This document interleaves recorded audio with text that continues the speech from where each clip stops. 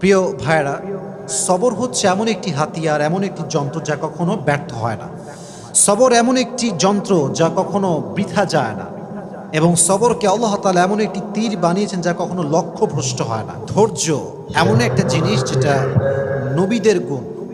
প্রত্যেকটা নবী ধৈর্যশীল ছিলেন, প্রত্যেকটা নবী সবের ছিলেন, প্রত্যেকটা নবীকে আল্লাহ তাআলা শক্তির মধ্যে একটা অসাধারণ ক্ষমতা দিয়েছিলেন। এবং সবরকে আল্লাহ তাআলা এমন একটি দুর্গ বানিয়েছেন যা কখনো ধ্বংস হয় না। একটা বিষয় খেয়াল রাখেন, ওয়াসবিরু ইন্নাল্লাহা মা'আস সাবিরিন। আল্লাহ তাআলা বলেছেন তোমরা ধৈর্যশীল হও, এবং মনে রেখো যে সবর করে, যে ধৈর্যশীল হয়, তার সঙ্গী হয় একজন, তিনি কে? আল্লাহ তার সঙ্গী হয়। এখন প্রশ্ন হচ্ছে যে সবর, ওয়াই সবর ইজ মোস্ট ইম্পর্ট্যান্ট? সবরটা গুরুত্বপূর্ণ কেন? আমার চোখে চোখ রাখেন, আমি একটু বোঝাবার ট্রাই করি যে সবরটা গুরুত্বপূর্ণ কেন। আচ্ছা, একটু ফিল করেন যে আমাদের জীবনে একটা বিপদ আসছে। হয় আমার বাবা মারা গিয়েছে, আমার জব আমি লস করে ফেলেছি, জব হারায় গেছে, অথবা আমার কোনো ইনজুরি হয়েছে, কোথাও আঘাত লেগেছে। আচ্ছা বলেন তো, এই সমস্ত প্রত্যেকটা ড্যাঞ্জারে আমার দিকে তাকান, ধৈর্য ছাড়া কোনো গতি কি আছে? কোনো গতি নাই। There is no alternative way of সবর। সবরের কোনো প্রকার কোনো বিকল্প রাস্তা নেই। সবর হচ্ছে মুমিনের জীবনের সফলতার সবচেয়ে বড় হাতিয়ার। তবে আমি আজকে আলোচনাটা একটু লম্বা করব, এই জন্য সবর এটা মেয়েদের জন্য জরুরি, ছেলেদের জন্য জরুরি, সবার জন্য জরুরি। কারণ পরীক্ষা শুধুমাত্র ছেলেদের জীবনে আসে না, মেয়েদের জীবনেও পরীক্ষা আসে না নাই? একজন মেয়ে যে বিয়ে করেছে, আব্বা আম্মার ঘর সংসার সব ছেড়ে আসছে, এসে দেখছে যার জন্য সব ছেড়ে আসছে সে তার মতো না, স্বামী খারাপ। এরকম মাঝে মাঝে হয় না? তো এই যে মেয়েটার শ্বশুর বাড়ি খারাপ, শাশুড়ি খারাপ, স্বামী খারাপ, তার জীবনেও সবরের দরকার আছে না নাই? আরেকজন মেয়েকে না আপনি ভাবেন, যে মেয়েটা বিয়ে করেছে, জাস্ট মনে করেন 1 মাস হয়েছে, 1 মাস পরেই তার স্বামী মারা গিয়েছে, বিধবা হয়ে গিয়েছে। এই মেয়েটার জীবনও সবরের দরকার আছে না নাই?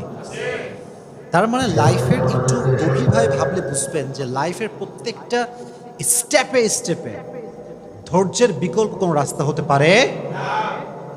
You must have to be patient. In every kind of situation, you must have to be patient. যতটা কষ্ট আসুক না কেন, ধৈর্য আমরা হারাবো না। রাজি আছেন তো ইনশাআল্লাহ? আচ্ছা, আমি কোরআন থেকে কিছু এক্সাম্পল দিব ধৈর্য কাকে বলে, নবীদের ধৈর্য কেমন ছিল, এবং আমি হাদিস থেকেও কিছু এক্সাম্পল দিব যে কিভাবে আমরা ধৈর্যশীল হতে পারি। এবং মহিয়সী নারী যারা ছিল, যেমন আম্মাজান আয়েশা রাদিয়াল্লাহু তাআলা আনহা, এবং নবীজির ফার্স্ট ওয়াইফ যিনি ডিভোর্সি ছিলেন, তিনি হচ্ছেন খাদিজাতুল কুবরা রাদিয়াল্লাহু তাআলা আনহা, যাকে নবীজি বিয়ে করেছিলেন কত বছর বয়সে বলতে পারবেন? 40 বছর। কত বছর? তার জীবন থেকে আমরা সবরের শিক্ষা কেমন করে নিতে পারি? আয়েশা রাদিয়াল্লাহু তাআলা আনহার জীবন থেকে আমরা সবরের শিক্ষা কেমন করে নিতে পারি? আমরা এখান থেকে শিক্ষা গ্রহণ করার ট্রাই করবো। সকলে বলেন ইনশাআল্লাহ। আচ্ছা, ফর এন এক্সাম্পল, মনে করেন কেউ আপনাকে অপবাদ দিয়েছে, আপনি কাজটা করেন নাই, আপনি এই ক্রাইমটা করেন নাই, তাও মানুষ আপনাকে ব্লেম করছে। আপনার কোনো হারাম অ্যাফেয়ার নাই, মানুষ আপনাকে ব্লেম করছে যে আপনার একটা হারাম অ্যাফেয়ার আছে। এটাকে আমরা বাংলাতে বলি অপবাদ। আমরা বলি কি? অপবাদ বা তহমত। আমি যেটা করি না সেটা মানুষ আমাকে মনে করে এবং আমাকে ব্লেম করে, এটা নাম হচ্ছে অপবাদ। আমি জাস্ট ছোট্ট একটা হাদিস বলবো। আগে প্রশ্ন করি, নবীজির একজন কুমারী স্ত্রী ছিলেন, যেই একমাত্র স্ত্রী, কখনো বিয়ে করেন নাই, তার ডিভোর্স হয়নি, তার স্বামী মারা যায়নি। তার নামটা কি প্রিয় ভাইরা? আয়েশা রাদিয়াল্লাহু তাআলা আনহা। ছোট্ট একটা হাদিস শেয়ার করছি। নবীজির মোট স্ত্রী ছিল কয়জন বলেন তো? 11 জন। জোরে বলেন কয়জন? 11 জন। 11 জন স্ত্রীকে নবীজি ঘুরতে নিয়ে যেতেন। তবে এটা একটা সিস্টেম ছিল, লটারি সিস্টেম। নবীজি একটা বাক্সে সবার নাম লিখে রাখতেন, যার নামটা উঠতো তাকে নবীজি ঘুরতে নিয়ে যেতেন। সুবহানাল্লাহ পড়ে। ওটা অ্যামেজিং সিস্টেম।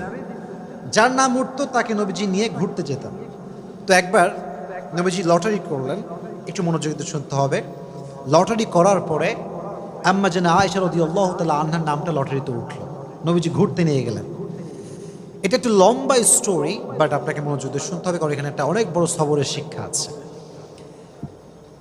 সেই যুগে ঘুরতে যাওয়া হতো মেয়েদেরকে নিয়ে, ওয়াইফদেরকে নিয়ে।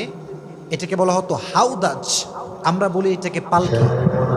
আগের যুগে বিয়ে হতো কিসে করে? পালকিতে করে। হাউদাজ এটাকে আমরা আরবিতে বলি পালকি। পালকিতে চড়ে বিয়ে হতো, হতো না? আগের যুগে এটা সিস্টেম ছিল।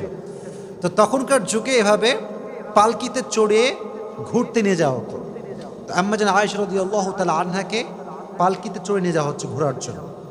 তো যখন কাম ব্যাক করবে বাসার দিকে, এক্স্যাক্টলি ওই সময় এসে আম্মা যেন আয়েশা রাদিয়াল্লাহু তাআলা আনহার প্রকৃতির চাপে